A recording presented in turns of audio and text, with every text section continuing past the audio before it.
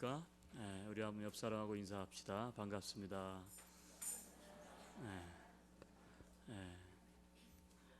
휴가는 아주 은혜 가운데 잘 다녀왔습니다. 여러분의 배려에 참 감사를 드리고요. 어떤 사람이 이야기했던 것처럼 휴가는 휴가 다녀온 바로 다음 날부터 필요하다, 이 말이 그렇게 되지 않기를 바랍니다. 날씨가 여기 굉장히 추운 것 같아요, 그렇죠? 근데 제가 이번에 휴가를 갔는데 더위를 피해서 가는 곳마다 비바람을 몰고 다녔어요. 전도사님이 켈로나 가서 체리 피킹하고 너무 더워서 좋았다 그래가지고 켈로나를 갔는데 가는 날부터 비가 오더라고요. 밤에 텐트 치고 자는데 텐트가 이게 떠내려갈 것 같아, 마치요. 바람이 얼마나 심하게 부는지. 예, 저희 사촌이 저쪽 BC 북쪽에 사는데 갔더니 3일 내내 비 오고, 그래서 야, 에드문턴으로 돌아가야 되겠다. 날씨를 보니까 되게 뜨겁더라고요. 지난 주 초 중간에. 그래서 기대감을 가지고 왔는데 자스퍼부터 날씨가 흐리더니 에드문턴 도착하니까 막 비가 오는 거예요. 어젯밤에 아주 추웠습니다. 하여간 저만 휴가 다녀와도 죄송하고, 또 한 주간 또 여러분들이 평안할 수 있어서 하나님 앞에 참 감사를 드립니다.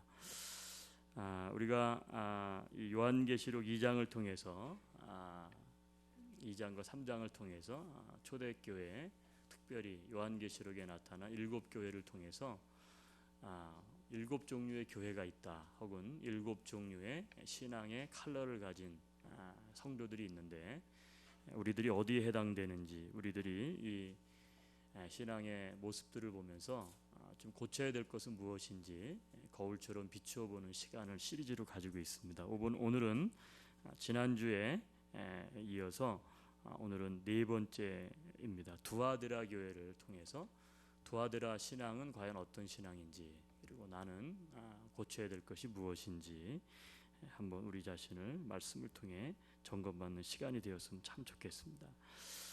모든 이 요한계시록에 나오는 7교회의 특징은 뭐냐면 첫 번째 시작되는 그 교회를 향한 모습이 등장하는데, 예수님의 모습을 그 교회에 비추는 말씀이 모든 이 7교회 초반에 등장을 해요. 그래서 지난주에 보았던 것은 우리가 알고 있는 것처럼 좌우의 날섬 검을 가지신 이가 가라사대, 그렇게 이야기했죠. 그래서 예수님이 마치 양날선 검의 비유가 돼요. 그 얘기는 너희들이 참으로 회개하지 않고 이러이런 것들을 제대로 고치지 않으면 좌우의 날선 검과 같이 내가 너희들의 심령을 가서 이렇게 수술하겠다라고 하는 예수님의 모습을 비추는 것이죠. 오늘 18절을 보면 이 두아디라 교회를 향해서 이렇게 예수님께서 당신의 모습을 보여주십니다. 두아디라 교회의 사자에게 편지하라. 그 눈이 불꽃 같고 그 발이 빛난 주석과 같은 하나님의 아들이 이르시되. 예수님의 모습이 두아디라 교회에는 어떻게 비춰지느냐 하면 불꽃 같은 눈, 불이 이렇게 붙어가지고 불이 붙어있는 눈 있죠. 그리고 눈만 그런 것이 아니라 빛난 주석과 같은 발, 이랬어요. 이것은 모든 것을 통찰하고 계시는 하나님을 나타내는 거예요. 모든 것을 보고 계신다, 모든 것을 통찰하고 계신다. 그러면서 주석과 같이 빛난 발은 무엇을 의미하느냐 하면 이 발이죠. 밟는 거예요. 짓밟는다라는 것이죠. 그래서 주석으로 된 발은 굉장히 강한 발을 상징합니다. 그 얘기는 하나님의 심판을 이야기하죠. 내가 너희를 지켜보고 있는데 불꽃과 같이 너희들이 이 상태에 계속 머물게 되면 내가 이 주석과 같은 발로 너희들을 짓밟아 버리겠다. 이런 아주 무서운 하나님의 심판의 메시지가 담겨져 있는 것이죠.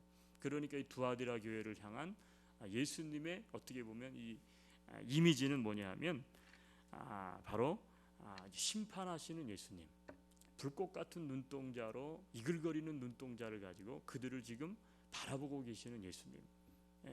여러분, 오늘도 마찬가지예요. 오늘 우리가 이렇게 안디옥 교회 교회를 이루고 또 우리가 안디옥 교회 교인으로 삶을 살아가는데, 우리 삶의 모습을 비추어 볼 때 우리의 삶의 모습이 예수님 눈에 멀어져 있거나 예수님 눈이 가려져서 안 보이는 게 아니에요. 이글거리는 두 눈동자로 우리를 지켜보고 계세요. 그분이 우리가 믿는 하나님의 아들 예수 그리스도신 줄로 믿습니다. 그렇기 때문에 오늘 이 말씀은 우리 자신을 향해서 좀 주의 깊게 살펴봐야 될 말씀이라고 생각합니다. 여러분, 이 두아디라라고 하는 이 7교회 가운데 한 교회는요, 오늘날 터키에 가보면 아키사르라고 하는 도시의 이름을 가지고 있어요. 옛날에는 거기가 이제 두아디라 이렇게 불렀던 곳이죠. 오늘날 지명은 아키사르라예요. 이 도시는 약 6만 정도 되는 아주 작은 마을이에요. 6만 명 정도 모여 살아요. 버가모, 우리가 지난주에 봤죠. 버가모에서 남동쪽으로 약 80km 정도 떨어져 있습니다. 아주 작은 교회예요. 그럼에도 불구하고요, 주님은 이 7교회 중에 가장 많은 메시지를 할애하고 있어요. 이 두아디라 교회를 향해서 할 말이 많으셨던 거죠. 7교회 중에 칭찬도 가장 많고요, 그리고 책망도 가장 많이 받은 교회가 어느 교회냐? 이게 두아디라 교회입니다. 여러분, 19절부터 이제 첫 번째로 이 교회를 향한 칭찬이 기록되고 있는데, 19절 우리 성경을 열어서 다시 한번 보시면, 자, 이 두아디라 교회를 향한 칭찬은 이런 말씀이에요. 내가 네 사업과 사랑과 믿음과 섬김과 인내를 아노니 네 나중 행위가 처음 것보다 많도다. 여러분, 성경을 한번 자세히 한번 보세요. 내가 네 사업과 사랑과 믿음과 섬김과 인내, 5가지 단어가 나와요. 칭찬. 사업, 그렇죠? 그 다음에 사랑, 그 다음에 믿음, 그 다음에요 섬김, 그리고요 인내. 여러분, 어떻게 보면 우리 기독교의 가장 중요한 모습이 이 5단어에 다 담겨 있지 않아요? 그렇죠? 이 5단어에 다 담겨 있어요. 사업, 사랑, 믿음, 섬김, 그리고 인내. 그러니까 우리 기독교 신앙에서 가장 소중하게 여기는 가치들을 대표하는 5가지 단어들이 빠짐없이 동원되고 있어요. 여러분, 이것을 다 가지고 있었다는 거예요. 누가? 두아디라 교회가. 두아디라 교회가 가지고 있었다는 얘기는 두아디라 교회를 이루고 있는 두아디라 교회의 성도들이 한마디로 말하면 이 5가지를 가지고 있었다는 거예요. 제가 봤을 때는 만점이에요. 이 정도를 다 갖춘 교회가 어디 있겠어요? 이 정도를 다 갖추고 있는 그리스도인이 어디 있겠어요? 그런데 이걸 다 가지고 있다는 거예요. 이 교회 성도들에게는 믿음이 있었고 섬김이 있었고, 거기다가 믿음과 섬김의 과정에서 경험할 수 없는 역경들을 참아내는 인내까지 가지고 있었다. 대단한 거죠. 여러분, 거기다가 에베소 교회 성도들이 잃어버렸다고 책망을 받았죠. 뭡니까? 사랑까지 가지고 있어요. 소아시아 다른 어떤 교회에 없었던 독특한 칭찬이 이 5가지 중에 한 가지가 등장하는데, 그것은 사업이라는 단어예요. 사업. 어떤 사업을 이들이 잘했는지는 잘 모르겠어요. 언급되어 있지 않아요. 어떤 성격의 것이었는지. 그런데 칭찬하는 내용 가운데 너의 사업을 내가 칭찬한다는 거예요. 너희들이 그걸 너무너무 잘한다는 거예요. 그게 어떤 사업인지는 모르겠어요. 그게 선교 사업이든 사업인지 구제 사업이든 잘 알 수 없어요. 그런데 하여간 복음 사업을 확장하는 일에 있어서 유용하게 그들은 어떤 사역을, 어떤 사업을 잘 감당하고 있었다는 거예요. 여러분, 대단한 교회였어요. 그런데 더 놀라운 단어는 무엇입니까? 이렇게 되어 있어요. 내 나중 행위가 처음 것보다 많다는 거예요. 여러분, 우리가 처음에는 다 할 수가 있어요. 그렇죠? 믿음도 인내도. 그런데 시간이 가면 갈수록 우리의 문제는 무엇입니까? 점점 시들어진다는 거예요. 처음에는 잘했는데 나중에는 그것을 감당하지 못한다는 거예요. 그런데 이 교회는 반대였어요. 에베소 교회는 처음엔 잘했는데 마지막은 못했어요. 근데 이 교회는 반대예요. 처음보다 나중이 더 잘하는 거예요. 너무너무 더 잘하는 거예요. 사랑하는 성도 여러분, 바라기는 우리가 예수님을 향한 믿음, 예수님을 향한 사랑, 그렇죠? 또 하나님 나라를 위한 사역, 사업, 그리고 오늘 여기에 등장하는 여러 사람들을 섬기는 그 섬김, 그리고 기도의 응답을 주시든 주시지 않든 우리가 끝까지 주님을 향한 인내, 여러분 이것이 처음보다 나중이 더 많기를 주 예수의 이름으로 권면합니다. 참 그래야 되지 않겠어요? 처음보다 더 많아지는. 근데 대다수 우리는 거꾸로 가요. 처음에는 많았는데 점점 그것을 잘 하지 못하는 거예요. 근데 이 교회는 그렇게 잘했다는 거예요. 나중이 너무 더 좋았어요. 여러분 사람도 그런 사람이 있어요. 사귀어 보면 처음에는 너무 좋은데 사귀면 사귈수록 별로인 거예요. 그렇죠? 사귀면 사귈수록 더 가까워지면 가까워질수록 우리가 좀 더 생각을 하고 배려를 하고 섬기고 잘해야 되는데 더 소홀해. 그렇죠? 그러니까 나중에는 금이 생기는 거예요. 그런데 반대인 사람이 있죠. 처음에는 별로였는데 자꾸 이렇게 사귀다 보면 사귈수록 이 사람은 정말 진국이에요. 이 사람은 정말 괜찮아요. 우리 안디옥 교회는 그런 교회가 되었으면 참 좋겠어요. 아멘.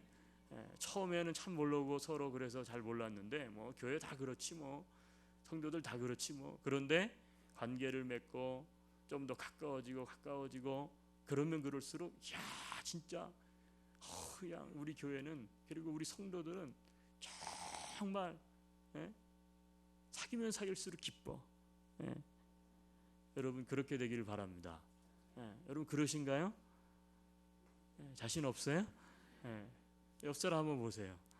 자신이 없는가? 자신이 있는가? 부끄럽죠?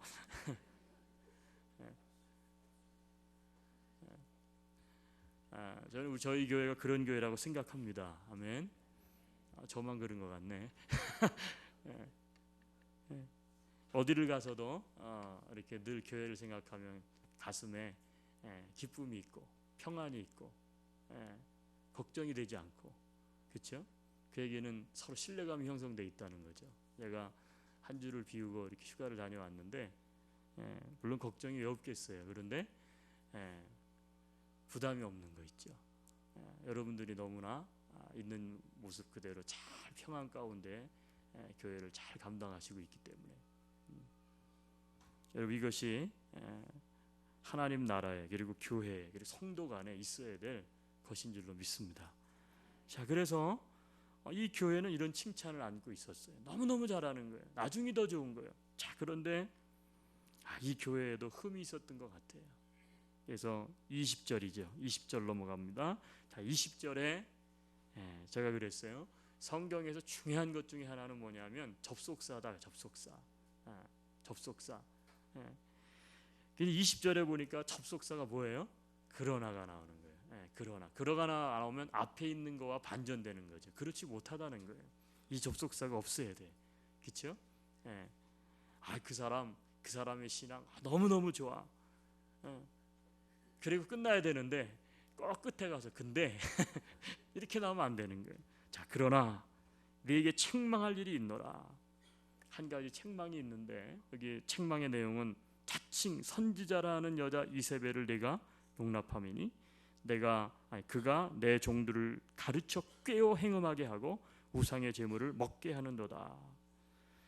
여기서 여선지자 한 명이 등장합니다. 이세벨이라고 하는 여인이에요. 이 여인이 어떤 여인인지 다른 성경에는 기록이 없어요. 성은 이씨인 것 같아요. 이씨 가문의 명예를 더럽힌 여인이에요. 이 교회는 유달리 여성의 리더십이 강했던 교회였던 것 같아요. 왜냐하면 이세벨이라고 하는 여자 선지자가 그냥 성도들이 아니라 지도자들을 꾀어서 음행하게 하고 우상의 제물을 먹게 빠뜨렸어요. 굉장히 파워풀한 어떤 리더십을 가지고 있었던 것 같아요. 근데 여기서만 이 여인만 봐서 그런 것이 아니라 우리가 잘 알고 있는 것처럼 유럽 최초의 교회인 빌립보 교회를 개척한 사람이 누굽니까? 바로 이 교회의 출신이죠. 그게 누구예요? 사업가였던 루디아예요. 루디아. 유럽으로 건너가서 마케도니아의 첫 성에 들어가서 우물가에서 기도할 처소를 찾다가 처음으로 만난 여인 루디아. 루디아가 결국은 어떻게 됩니까? 빌립보 교회가 되죠. 그의 집이 가정교회가 되는 거예요. 근데 이 루디아가 어떤 사람입니까? 바로 두아디라. 바로 이 교회 출신이에요. 이 지방 사람이라는 거예요. 사도행전 16장 12절 이하에 보면 이렇게 두아디라시에 있는 자색 옷감 장사로서 하나님을 섬기는 루디아라 하는 여자가 말을 듣고 있을 때 주께서 그 마음을 열어 바울의 말을 따르게 하셨다. 그래서 학자 중에는 이 루디아와 혹시 이세벨이 동일 인물은 아닌가 뭐 이런 추측을 하는 이상한 신학자들도 있는데 정신 나간 사람들입니다. 그렇죠? 이세벨이 어떻게 루디아가 될 수가 있겠어요? 전혀 다른 것이죠. 그거는 상상조차도 할 수 없는 정말 터무니없는 주장인 것 같아요. 하여간 중요한 건 무엇이냐면 이 루디아 여인이 굉장한 나중에 교회의 리더십이 됐던 마찬가지예요. 지금 여기도 보니까 리레벨이라는 사람이 교회 여선지자로 있다. 그러니까 결국 이 교회는 뭔가 여성의 리더십이 좀 강한 특성을 가지고 있었던 교회였던 것 같아요. 그런데 이 여인이 결국은 우상 숭배와 음행을 주도했고 교회 안에 있는 많은 사람들을 거기에 빠뜨리게 하는 역할을 감당했다는 거예요. 여러분, 성경학자들은 이 두아디라라고 하는 도시가 큰 도시는 아니었지만 그 당시에 굉장히 부유한 도시였다고 그렇게 설명을 해요. 왜 그러냐면 바로 이 자주색 옷감을 염색하는 기술이 발달했던 상업 도시였기 때문에 그래요. 오늘날은 이 물감을 염색하는 기술이 굉장히 발달되어 있어요. 요즘처럼 이렇게 다양한 색깔의 컬러풀한 옷을 입는 시대는 없죠. 옛날로 가면 갈수록 어떻게 돼요? 컬러풀하지 않아요. 그 중에서도 가장 이 지중해 연안에서 가장 귀했던 염료는 바로 이 자색 염료예요. 이건 구하기가 너무너무 어렵다 그래요. 그래서 소라 뿔 고동, 이 두로와 시돈 지역에서 나는 그 소라의 그 끄트머리에 보면 이렇게 달팽이처럼 끝에가 뾰족하죠. 그 끝부분에 보면 자색 염료가 들어있다 그래요. 그래서 요거를 잡아다가 끝에만 따서 갈아서 이 염료를 이제 이렇게 염색하는. 또 내륙에서는 두아디라 지방 주변에 특이한 하나의 약초가 자라고 있었는데 넝쿨로 된 약초인데 그 줄기에서만 채취하는 자색 염료가 있었다 그래요. 그런데 이 두아디라는 뭐가 성행했었냐면 목화 재배가 아주 성행했어요. 목화 재배. 거기로부터 어떻게 돼요? 명주실을 얻는 거예요. 그러니까 염료를 얻어다가 이 소위 말하면 이제 이 옷감을 짜가지고 거기다가 어떻게 되면 이제 하는 거죠. 이렇게 염색을 해서. 그러다 보니까 이 자색 옷감은 아무 데서나 구할 수 있지 않고 돈 많은 사람 그리고 부유층 그리고 권력을 가진 사람들이 입는 거예요. 그러니까 예수님께서요 성경에 보면 이 로마 군병들이 네가 유대인의 왕으로 왔다고 그러면서 희롱하죠. 근데 그때 뭘 입혀요? 자색 옷을 입힌다고. 그 뭘 상징해요? 왕이라 그러니까 희롱하면서 자색 옷을 입히는 거예요. 그 정도로 이 자색은 귀한 거예요. 귀한 거예요. 자, 그러다 보니까 루디아도 두아디라 지방에서 이 아마 자색 옷감을 띄어다가 그 다음에 이제 마케도냐 지방에서 파는 일을 했던 여인인 것 같아요. 그렇죠?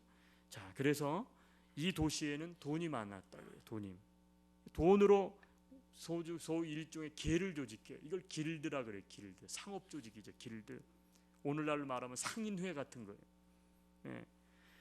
그렇게 조직되었다 그래요. 근데 두아디라시에서 성행하던 개 조합원들은 당시 이 도시에 존재하던 트림나스라고 하는 신전과 밀접하게 관계를 가지고 있었어요. 그들은 갯돈을 타면 다시 그것을 신전에 바쳤어요. 트림나스 신전에 바쳤어요. 그리고 그 바친 돈으로 다시 어떻게 되냐면 술을 마시고 그리고 그 신전에서 사용했던 우상의 제물 고기 그거를 가져다가 그것을 나눠 먹는 거예요. 그리고 여러분 이방신들은 항상 특징이 있는데 보면 여자들이 있어요. 여사제들이 있단 말이에요. 그런데 이게 고린도 지역에도 그렇고 모든 나라에 가보면 이 우상들은 꼭 보면 그 안에 뭐가 있느냐면 음행이 있어요. 근데 음행은 꼭 보면 이 여자 사제들하고 이루어져요. 그러면 우리가 윤리적으로 볼 때 이거는 도덕적으로 볼 때도 말이 안 되는 거 아니에요. 신전에 있는 여사제들과 제사를 드리러 갔던 사람이 음행을 한다. 그런 종교가 어디 있겠나. 근데 이 우상 그 소위 말하면 그 안에는 그것이 있어요. 어떤 것이 있느냐면 다 신을 상징하는 거예요. 하나님께 선택을 받은 처녀들, 거룩한 처녀들이 하나님, 예를 들면 그 신에게 바쳐진 거예요. 신전에서 일을 해요. 그들은 곧 그들의 신을 상징하는 거예요. 그래서 그들의 신을 상징하는 그들과 관계를 맺으면 그들이 믿는 신의 다산의 축복이 그 관계를 맺은 사람의 가정에 임한다라고 하는 것이 보편적인 이 우상 숭배하는 고대 풍습 가운데 하나예요. 그러니까 그것을 음행이라고 생각하지 않고 신을 대리 접촉한다라고 하는 은총으로 생각하는 거예요. 그러니까 돈도 많고 그것을 가지고 트림나스 신전에 가서 바치고, 그리고 우상 제물의 고기를 먹고, 그리고 술이 취하고, 그리고 나서 여사제들과 음행을 하고, 이게 바로 일종의 관행이었던 거예요. 관행이었어요. 여러분, 문제는 무엇이었을까요? 이세벨이라는 여인이 교회 안에 선지자였음에도 불구하고 그것을 권장했다는 거예요. 권장했다는 거예요. 괜찮다. 그 얘기는 뭐예요? 예수를 따르지 않았던 사람들, 세상 사람들만 거기에 빠져 있었던 것이 아니라 교회를 다니는데, 소위 말해서 주일날은 교회 가서 예배를 드리고 주중에는 우상 신전에 가서 제사를 드리는 거예요. 한마디로 말하면 좋은 게 좋다는 식이에요. 두 가지를 다 병행했다는 거예요. 그러면서 어떻게 돼요? 그것이 사회적으로 누구나 다 그렇게 하니까 그거를 죄라고 해야 되는데, 이세벨 여선지자는 괜찮다. 너희들이 세상에 살 때는 세상의 풍속을 따라가고 교회 왔을 때는 교회 풍속을 따라가라.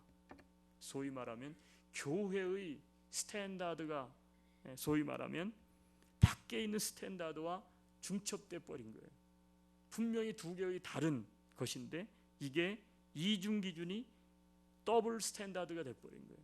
교회 왔을 때는 교회식으로, 세상에 있을 때는 세상식으로. 여러분, 어떻게 보면 이 이중 기준은 오늘날 우리 그리스도인들이 가장 많이 가지고 있는 함정이 아닌가 싶어요. 유진 피러슨이라고 하는 이 영성학자는 그래서 오늘날 세상에서 그리스도인들이 부딪히고 있는 가장 심각한 죄, 그리고 가장 심각한 갈등은 뭐냐? 윤리적으로 그것은 바로 이중 기준이다, 이렇게 이야기를 했어요. 이중 기준. 여러분, 우리는 그렇지 않습니까? 주일 교회에서의 삶과 그리고 월요일부터 토요일까지 소위 말하면 교회를 떠나서의 삶, 여러분, 교회에서의 삶과 가정에서의 삶, 그리고 가정에서의 삶과 직장에서의 삶, 이게 전혀 다르지는 않습니까? 이중적이진 않아요? 이것이 두아디라 교회의 가장 큰 책망받는 문제였다는 거예요. 주님은 이런 두아디라의 순교를 잃은 성도들에게 단호하게 회개를 촉구하세요. 그것은 21절 이하 23절의 말씀이에요. 회개하라는 거예요. 회개치 아니하면 큰 환란이 있을 것이다. 이세벨, 이 선지자도 회개해라. 침상에 내가 던져버리겠다. 그리고 그 이세벨을 따르는 너희들도 회개하라. 그렇지 아니하면 너희들 자녀에게 화가 미칠 것이다. 여러분, 참 무서운 거 아니에요? 우리가 잘못했는데 우리가 그 죄를 뒤집어 그 죄에 대한 대가를 받아야 되는 게 응당 마땅한 거 아니겠어요? 근데 만약에 그게 자녀들에게까지 미친다, 그러면 이것처럼 무서운 게 어디 있겠어요? 그러나 만일 회개하고 순교를 지키면 두 가지 위대한 약속을 하셨어요. 하나는 만국을 다스리는 영향력 있는 리더가 될 것이고, 또 하나는 새벽별을 주신다 그랬어요. 여러분, 어두운 밤을 몰아내는 새벽별은 바로 주님 자신의 임재가 아니겠습니까? 예수님의 임재 아니겠어요? 그분의 거룩한 임재로 영향력을 끼치고, 그리고 자신의 삶의 길에서 그분의 빛으로 인도함을 받는 복된 일생이 될 것이다. 이것이 축복이에요. 여러분, 마찬가지예요. 오늘 우리가 이 이중적인 모습에서 세상과 교회, 그렇죠? 신앙과 세속이라고 하는 이중적인 더블 스탠다드를 계속해서 여러분 유지하고 있다면, 여러분, 우리도 하나님 앞에 일종의 음행하는 게 음행. 주님 앞에서는 이렇게 살겠다고 하고, 그리고 나가서는 세속적인 것을 따라간다면, 여러분, 그것은 음행을 하는 거예요. 여러분 두아디라 교회에서 배워야 될 점 무엇일까요? 저는 세 가지라고 생각해요. 첫째는 뭐냐면 여러분 회개입니다. 회개. 근데 오늘 성경은 계속해서 회개라는 단어가 3번 연속 등장해요. 그 얘기는 뭐냐면 너희가 회개하면, 그다음 그럼에도 불구하고 너희들이 회개하면 내가 내 뜻을 돌이키겠다는 거예요. 여러분 뭘 회개해야 될까요? 우리가 붙들고 있는 이중적인 기준, 이중적인 가치들을 우리들이 먼저 포기해야 될 줄로 믿습니다.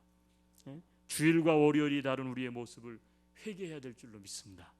교회와 가정에서의 태도가 다른 모습을 회개해야 될 줄로 믿습니다. 교회와 직장에서의 다른 것들을 회개해야 될 줄로 믿습니다. 그리고 우리가 은폐하고 있는 어두움 가운데 있는 것들이 없어야 되겠어요. 어두움. 여러분 사람은요 투명해야 합니다. 투명해야 돼요. 특별히요 하나님 앞에서는 우리가 투명해야 돼. 자, 그래서 예수님이 뭐가 그러냐? 너희들이 어두움 가운데에서 이중적으로 하면서 내 성전에 와서는 또 그렇지 않은 척하고 있다. 그러니까 주님이 뭐라는 거예요? 주님의 눈이 불꽃같이 빛나는 눈을 가지시니요. 주님은 다 보고 계신다는 거예요. 여러분 죄를 버려야 합니다. 은밀하게 행하는 것들을 버려야 돼요. 그건 뭐예요? 첫 번째로 그건 회개하는 거예요. 회개로부터 시작되는 거예요. 두 번째는 여러분 돈의 유혹을 거절해야 됩니다. 두아디라 성도들이 다른 교회보다 더 가지고 있었던 특징은 뭐냐면 돈이 많았다는 거예요. 돈이 사업을 하니까 사업을 하다 보니까 좋았어요. 사업을 가지고 하나님의 사역도 잘했어요. 그런데 사업만 잘했느냐, 하나님만 잘 섬겼느냐? 그럼 참 좋았을 거 아니에요. 그것 가지고 처음에는 그들은 돈이 있어야 주님을 섬길 수 있다고 생각했어요. 열심히 돈을 벌고 그리고 그 돈을 가지고 좋은 일을 했어요. 그런데 좋은 일도 했지만 밖에 나가서는 그것 가지고 다른 것도 하는 거예요. 여사제들을 사고 음행을 하고, 그렇죠? 돈 가지고 한마디로 말하면 쾌락을 사기 시작을 했어요. 음행을 하기 시작했어요. 순결을 더럽히기 시작을 했어요. 여러분 인터넷에 보니까 이런 유머가 있더라고요. 한 남자가 오랫동안 마음에 두고 있던 여인에게 프로포즈를 했다 그래요.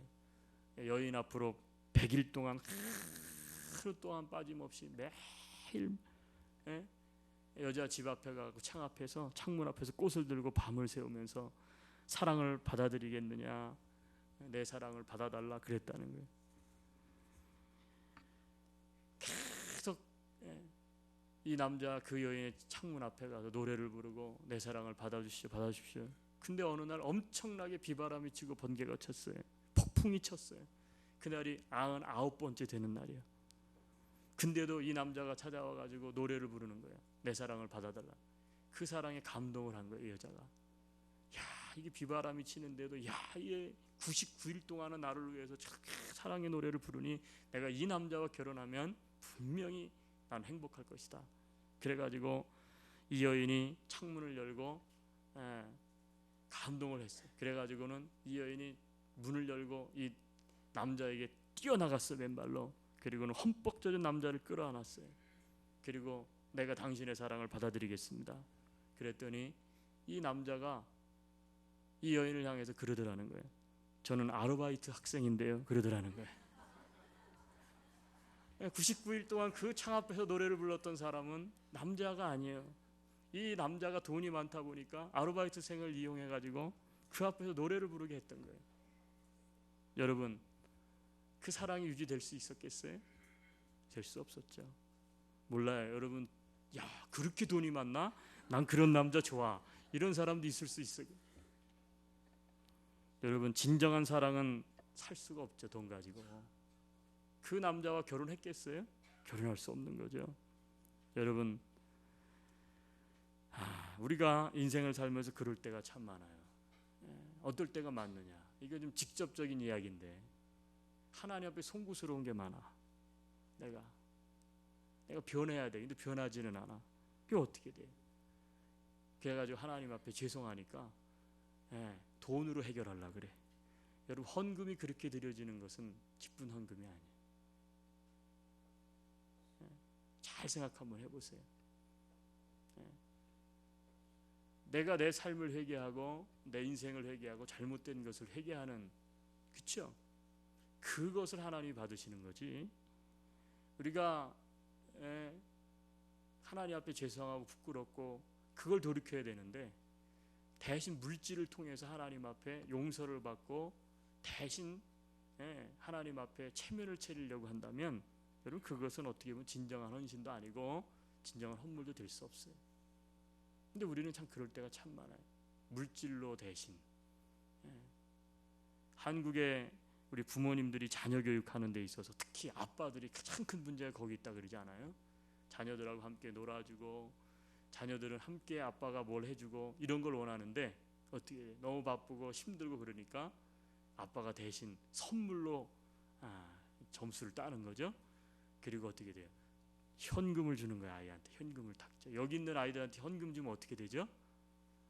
안 받죠. 왜요? 왜 주는지 이유를 알 수가 없어요. 아빠, 그 아저씨 왔다 갔는데 그 아저씨 누구야? 그 아저씨 누구긴 엉클이지. 근데 왜 그 엉클은 나에게 돈 주고 가? 이해를 못하는 거죠. 물론 우리의 미풍양속 가운데는 그런 모습들이 있죠. 그런 정서적인 것이 있는데, 여러분 그것이 악용되면 안 되죠. 돈으로 대신 무엇인가를. 근데 이 두아디라 교회가 그랬다는 거예요. 일주일 내내 그렇게 하다가 상업하고 그러니까 돈도 있겠다. 교회 와가지고는 돈으로 대신. 여러분 이 돈의 유혹을 우리가 거절해야 돼. 이 돈의 유혹이 얼마나 무서운 건지 몰라요. 여러분 우리는 순결한 성도가 되어야 될 줄로 믿습니다. 마지막 세 번째는 주님만으로 만족할 줄 알아야 합니다. 여러분 성도의 모든 타락은 주님이 아닌 다른 무엇이 우리를 만족하게 할 수 있을 것으로 착각하기 시작할 때 일어나는 거예요. 주님 말고 다른 것이 나를 만족하게 할 수 있다 이렇게 착각할 때 이제 시작이 되는 거예요. 타락은. 여러분 주님이 아닌 다른 무엇으로 우리는 결코 만족할 수 없는 인생인 것을 믿으시기를 바랍니다. 자, 그래서 24절에 가보면 주께서는 두아디라 성도들에게 이렇게 이야기해요. 자, 24절 25절 읽고 우리 마칩시다. 자, 24절 여기 스크린에도 있습니다. 같이 한번 읽어요. 두아디라에 남아있어 이 교훈을 받지 아니하고 소위 사단의 깊은 것을 알지 못하는 너희에게 아노니. 그 다음에요. 다른 점으로 너희에게 지울 것은 없노라. 25절 다만 너희에게 있는 것을 내가 올 때까지 굳게 잡으라. 뭐라고 얘기하느냐면, 너희들을 얘기하는데 뭐라냐면 사단의 깊은 것을 어떻게 돼요? 알지 못하는 것을 책망해요. 여러분 우리가 이렇게 믿음이 약할 때는요, 하나님의 깊은 것을 알지 못해요. 그러니까 뭐가 옳은 건지 그른 건지 몰라요. 그죠? 그러니까 깊은 것을 깨달아야 비로소 신앙생활을 제대로 할 수 있는 거예요. 너희들이 깊은 것을 빨리 깨닫기를 원한다는 거예요. 신학이 좀 깊어지라는 거예요. 그래서 돈이 가져다주는 좋은 점도 있지만 돈이 가져다주는 나쁜 영향력도 있는데, 그런 것들을 좀 잘 봐라. 이세벨이라고 하는 여선지자가 여러분 제가 설교했던 것처럼 이렇게 쉽게 이야기했겠어요? 굉장히 속였을 거예요. 그들을 굉장히 속였을 거라고. 선지자의 이름 가지고 다 넘어가는 거예요. 걸려서 넘어가는 거예요. 여러분 깊은 신앙을 가질 때 그것이 보이는 거잖아요. 근데 깊지 않으니까 거기에 넘어가는 거예요. 깊어져야 돼요. 이제 8월이 지나고 9월부터는 우리 신앙을 훈련받는 이제 계절인데, 여러분 우리가 좀 더 깊은 신앙의 바다로 들어갈 수 있게 되기를 바라요. 아멘. 자, 그러면서 이야기해요. 자, 지금까지 좋다. 그 모든 것은 일단 놔두자. 그러면서 이렇게 마지막 부탁을 해. 25절에 주님은 다만 이미 너희에게 이미 주어진 것을 어떻게 해요? 굳게 잡아라. 다만 너희에게 있는 것을 내가 올 때까지 어떻게 하라고요? 굳게 잡아라. 여러분 그들이 굳게 잡아야 될 것은 뭐예요? 아까 말했던 5가지죠. 처음보다 나중 더 잘한 거. 그렇죠? 그 근원은 뭐예요? 그 주님을 붙잡는 거예요. 그것을 굳건하게 붙잡으라는 거예요. 이미 주어진 믿음, 이미 주어진 예수로, 다른 말로 말하면 만족하라는 거예요. 그러면 우리는 더 이상 다른 쾌락을 탐하지 않을 거예요. 여러분 예수님에게 우리가 깊이 빠지면 빠질수록, 예수님을 깊이 알면 알수록 여러분 우리는 세상 것으로부터, 세상 유혹으로부터 우리는 멀어지게 돼 있어요. 이게요 참 그렇더라고요. 두 가지가 항상 균형을 이룰 수는 없어요. 적당한 건 없는 것 같아요. 시소와 같은 신앙은 한쪽으로 기울면요 반드시 한쪽은 내려가고 한쪽은 올라가게 돼 있어요. 그게 무슨 얘기냐면, 예수님을 내가 굳건하게 붙잡으면, 그쵸? 시소가 어떻게 돼요? 예수님 쪽으로 기우는 거예요. 세상에 있는 것은 어떻게 돼요? 높이 올라가요. 가벼워져. 나에게서 더 이상 나를 붙잡는 것이 되지 않아, 더 이상. 근데 세상 것이 자꾸 무거워져서 내려가면 예수님은 올라가요. 그래서 어떻게 되냐면, 언제 그랬냐는 듯 세상 것을, 내가 세상 것에 무게중심을 두고 인생을 살아가게 돼 있어요. 그러니까 세속적인 것과 거룩한 것은 항상 시소와 같아요.